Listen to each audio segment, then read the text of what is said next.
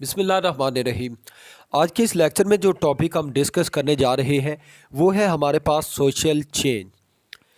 तो सबसे पहले हम जानेंगे कि सोशल चेंज क्या होता है। सादे वर्ड्स में अगर इसका तारुफ किया जाए तो सोशल चेंज सोसाइटी के स्ट्रक्चर में तब्दीली को कहते हैं। कि सोसाइटी का जो स्ट्रक्चर है, मतलब उसके डिफरेंट फंक्शंस, उसका स्ट्रक्चर, उसकी डिफरेंट एक्टिविटीज़ जो सोशल एक्टिविटीज़ होती हैं उनमें जो चेंज आती है उन्हें हम सोशल चेंज कहते हैं। अगर इसके तारुफ की बात की जाए तो हमारे पास प्रॉपर तारुफ मौजूद है। Social change is basically change in social structure. जो सोशल स्ट्रक्चर होता है ऑफ सोसाइटी, सोसाइटी का जो सोशल स्ट्रक्चर होता है उसकी तब्दीली को हम सोशल चेंज बोलते हैं। This change in society is inevitable. कहते हैं कि ये तब्दीली बरहक होती है और ये हकीकत है कि वक्त के साथ साथ सोसाइटी में, मुआशरे में मुख्तलिफ तब्दीलियाँ देखने को आते हैं। जिस तरह अगर हम हिस्ट्री का मुताला करें तो हमें मालूम होगा कि जिस तरह सोसाइटी पहले चल रही थी आज से कुछ साल पहले, वैसे अब नहीं है। बहुत सी तब्दीलियाँ ऐसी हैं जो इसमें रोनमा हुई हैं। Some changes are accepted by the society, some are not. कहता है कुछ तो तब्दीलियाँ सोसाइटी एक्सेप्ट करती है लेकिन कुछ नहीं की करती।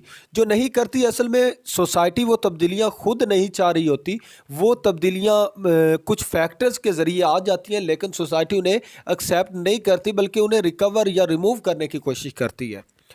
From society to society speed of change varies. ये कहता है कि जो तब्दीली की स्पीड है वो भी एक सोसाइटी से दूसरी सोसाइटी, कुछ सोसाइटी है वो जल्द अपने आप को तब्दील करती हैं, जल्द अपनी तरक्की चाहती होती हैं। कुछ जो होती सोसाइटी वो उसी हालत में रहना चाहती हैं, वो उस तब्दीली को ज़्यादा मतलब एक्सेप्ट नहीं करते और स्पीड इसलिए मुख्तलिफ हो सकती है। अगर डेफिनेशन की बात करें, the change which occur in structure, जो स्ट्रक्चर में और and function of society is called social change. वो तब्दीली जो स्ट्रक्चर और फंक्शन में, सोसाइटी के फंक्शन और स्ट्रक्चर में आए उसे हम सोशल चेंज कहते हैं। आगे कुछ फैक्टर्स हैं जिनकी वजह से ये तब्दीलियाँ आती हैं, वो हम डिस्कस करेंगे। हमारे पास मौजूद हैं कि सबसे पहले जो फैक्टर हमारे पास है वो है हमारे पास बायोलॉजिकल फैक्टर्स। बायोलॉजिकल फैक्टर से मुराद क्या है कि कुछ ऐसे फैक्टर्स होते हैं, बायोलॉजिकल फैक्टर जिन्हें हम बोलते हैं, उनकी वजह से तब्दीली आती। बायोलॉजिकल फैक्टर से मुराद क्या कि इंक्रीज़ इन बर्थ रेट। कुछ सोसाइटी में क्या होता है कि बर्थ रेट इंक्रीज, तो जिस तरह वो पहले अगर 10 बंदे हैं, बर्थ रेट इंक्रीज़ हो जाए तो 10 की जगह एक साल में अगर 10 है और 100 बंदा मज़ीद आ जाए, तो जिस तरह ये 10 बंदे रह रहे थे ये 100 बंदा इस तरह नहीं रह सकता। इन्हें जगह में भी इन 10 को कमी महसूस होगी। जितनी पहले मिसाल तो अगर ये इतनी में रह रहे हैं तो इन्हें इतनी में होना पड़ेगा, ऑफ करनी पड़ेगी। तो इस हवाले से इनमें एक तब्दीली आ जाएगी, इनके रहन सहन में, इनके स्ट्रक्चर में। तो ये जो तब्दीली होगी इनके स्ट्रक्चर में वो बायोलॉजिकल फैक्टर की वजह से होगी और इसे बायोलॉजिकल फैक्टर कहते हैं। आगे दूसरे नंबर पर है फिज़िकल फैक्टर। फिज़िकल फैक्टर क्या है कि उसके जो स्ट्रक्चर में है खुद ब खुद तब्दीली आ जाए। वो किस तरह, मिसाल के तौर पर अर्थक्वेक, अल्लाह माफ़ करे, कहीं ज़लज़ला आ जाता है तो ज़लज़ले की वजह से हर चीज़ वो स्ट्रक्चर ही चेंज कर दे, लोगों के घर बर्बाद, ये वो, तो वो एक तब्दीली आ जाती है। स्टॉर्म, तूफ़ान, हैवी रेनफॉल, वो क्या नमूने ही बिगाड़ देती है, सोसाइटियों के नक्शे ही बिगाड़ देती है। तो वो जो तब्दीली आती है फ़िज़िकल फैक्टर्स की मदद से, ये फ़िज़िकल फैक्टर में क्या अर्थ को है कि स्टॉर्म्स और हैवी रेनफॉल, इनकी वजह से जो तब्दीली आती है उसे हम फ़िज़िकल फैक्टर कहते हैं। इसकी मुकम्मल आपने एक्सप्लेनेशन देते जाना है। ये physical factor. Economic factor. Economic factor क्या है? इकोनॉमिक जो condition have great effect on different function of society, easy health, marriage, crime. कहते हैं कि इकोनॉमिक जो है इसका बड़ा असर होता है सोसाइटी को चलाने में। तो अगर इकोनॉमी मतलब कमज़ोर हो जाए, वीक हो जाए, तो उसकी वजह से काफ़ी जो चीज़ें माशरे में चल रही होती हैं उन पर बड़ा असर होता है। मिसाल तौर हेल्थ के अगर कोई अच्छी पहले बेनिफिट मिल रहे हैं तो इकोनॉमी कमज़ोर हो गई है, वो ख़राब हो जाएगा।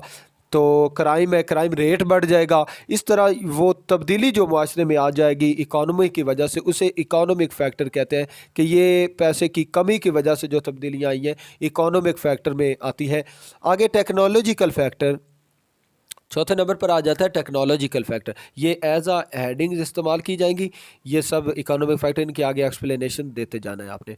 तो इसके बाद जो ये है टेक्नोलॉजिकल फैक्टर हमारे पास, technological factor basically by different invention social structure change. Technology की मदद से इन्वेंशन होती हैं, नित नई ईजादात होती हैं।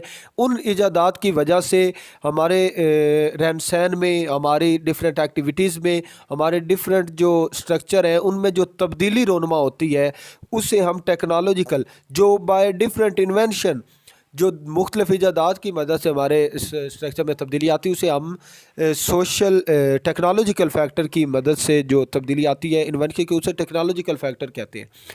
और आगे कल्चरल फैक्टर। कल्चरल फैक्टर क्या है? चेंज इन कल्चर जो होती है, कल्चर में तब्दीली, दिस सोसाइटी स्ट्रक्चर। इसमें कहता है कि जो culture, change in culture affect the society structure, affect करती है। कहता है कि जब कल्चर में तब्दीली आती है, लोगों के रहन सहन का जो तरीका होता है, जो अंदाज़ होता है, उसमें जब तब्दीली आती है मुख्तलिफ वे से, तो उसे हम कल्चरल फैक्टर कहते हैं। कि कुछ कल्चर के फैक्टर्स होते हैं जिनकी वजह से ये तब्दीली रोनुमा होती है। और इसके आगे हम बात करेंगे, कल्चरल फैक्टर के बाद हमारे पास आ जाता है, ये थे फैक्टर्स। इन फैक्टर्स की वजह से जो सोशल चेंजेस रोनमा होती हैं। और इसके बाद रेजिस्टेंस कि इन सोशल, ये पास्ट पेपर में भी क्वेश्चन है कि सोशल चेंजेस और इट्स रेजिस्टेंस, इसके आगे जो रेजिस्टेंस होती है उसका भी आप जिक्र करें। तो रेजिस्टेंस किस वजह से आती है, क्यों लोग रेजिस्टेंस आगे रुकावट डालते हैं, सोशल जो चेंज है, तब्दीली के आगे क्यों रुकावट डालते हैं? तो इसमें पहला है डिज़ायर फॉर स्टेबिलिटी, एक जगह पर कायम रहने की ख्वाहिश। लोगों की ख्वाहिश होती है कि यार यहीं पर है, यहीं पर रहें, कोई तब्दीली ना हो, जिस हमारा हाल पर हमें छोड़े। मतलब वो कहते हैं कि जो कुछ चल रहा है वो सही चल रहा है, इससे आगे पीछे नहीं होना। तो ये जो डिज़ायर फॉर स्टेबिलिटी है, एक जगह पर रुकने की ख्वाहिश, any change disrupt normal routine life in which people find stability. कहता है कि इसमें जो है लोग एक जगह पर रहने के ख्वाहिशमंद होते हैं और वो तब्दीली के ख्वाह नहीं होते। फिर आगे कहता है हैबिट। हैबिट क्या होती है? जो रूटीन होती है, रूटीन ऑफ एनी एक्टिविटी। तो ये हैबिट जो है आदत बन चुकी होती है लोगों की, कि इस, अगर मिसाल तौर वो एक काम कर रहे हैं तो उनकी आदत बन चुकी होती है कि ये काम हमने करना ही करना। फिर अगर हम कहेंगे कि इसको तब्दील करें, यार इसकी जगह हम ये काम लाएं, तो अगर एक काम है तो वो कर रहे हैं ना, तो हम अगर उन्हें बी का कहेंगे कि वो नहीं, ये हमारी आदत बन जाए, हम यही करेंगे। तो ये एक हैबिट जो है ना, करने की आदत बन चुकी होती है, आदत पड़ चुकी होती है। तो इस वजह से भी इसके आगे आता है कस्टम एंड ट्रेडिशन, रस्म और रिवाज। कुछ लोग जो ये देहात के रहने वाले होते हैं, वो अपने रस्म और रिवाज के बड़े पाबंद हो, कस्टम एंड ट्रेडिशन, वो अपने रस्म और रिवाज और रवायात के बड़े पाबंद होते हैं। वो नहीं चाह रहे होते कि वो इन रवायात, इन रस्म और रिवाज से हट कर ज़िंदगी बसर करें। क्या हमारे बुज़ुर्ग इस काम पर चलते रहे, हम भी इसी पर। लोग अपने रस्म और रिवाज को तर्क नहीं करना चाहते होते, वो लोग अपने रस्म और रिवाज को तर्क नहीं करना चाह रहे होते। तो इस वजह से इन कस्टम की, जहाँ पर वो समझे ना कि पामाली हो रही है, तो वो इस वजह से, ये इनके जो कस्टम की पामाली है, इसकी वजह से भी वो रुकावट डालते हैं कि यहाँ हमारे कस्टम और ट्रेडिशंस जो है हमारी, वो पामाल हो रही है, लिहाजा हम सोशल चेंज नहीं चाहते सोसाइटी में। इसके बाद लैक ऑफ प्रॉपर नॉलेज, उनके पास इल्म की कमी होती है। क्योंकि अगर जिस बंदे के पास इल्म है वो तो चाहता है कि इन्वेंशन हो, नई ईजादात हो, हम मॉडर्न दौर की तरफ आएँ। लेकिन जब इल्म की कमी की वजह से लोग जदीद दौर की तरफ माइल नहीं होना चाहते, वो माइल नहीं होना चाह रहे होते कि हम नई चीज़ की तरफ जाएं। जब प्रॉपर नॉलेज होगा तो लोग तो डिज़ायर करते हैं नई इन्वेंशन की, क्योंकि इन्वेंशन सारी होती इल्म की वजह से है। लोगों के पास जब इल्म होता है तो वो चाह रहे होते हैं कि नित नई आसान से आसान चीज़, हम जो हमारे लिए आसानी का बायस बने, वो हम इन्वेंट करें। तो इस हवाले से भी लैक ऑफ प्रॉपर नॉलेज होती है, जिस वजह से लोग जो रेजिस्टेंस क्रिएट करते हैं सोशल चेंज के साथ। आगे कंक्लूजन आएगा, कंक्लूजन में यही चीज़ हम पुट करेंगे कि ये जो हमारी है सोशल चेंज है वो बेसिकली स्ट्रक्चर और सोसाइटी के फंक्शन में फंक्शन में तब्दीली होती है। इसके आगे कुछ फैक्टर होते हैं, biological, physical, economic, technical and cultural.